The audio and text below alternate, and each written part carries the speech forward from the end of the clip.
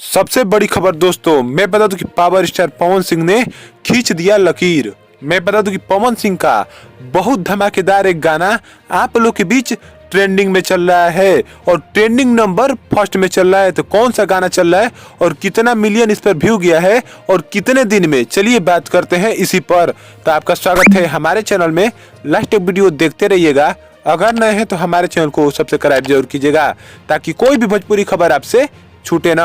तो मैं बता दूं कि पावर स्टार पवन सिंह का नया गाना, जिस गाने को आए हुए अभी 3 दिन हो चुका है, जिसको लॉन्च किया गया था पवन सिंह के बर्थडे के दिन सुबह में ही 8 बजे आप लोग के बीच, जिस गाने का नाम है आरा के उठलाली। ये गाना बहुत शानदार तरीके से आप लोग के बीच धमाल मचा रहा है और ये गाना अभी म्यूजिक नंबर फर्स्ट में चल रहा है, जिसको गाया हुआ है पावर स्टार पवन सिंह ने और कल्पना पटवारी ने। और मैं बता दूं कि इसको म्यूजिक दिया है रजत पाटीदार ने और लिरिक्स लिखा है इसको आशुतोष तिवारी ने।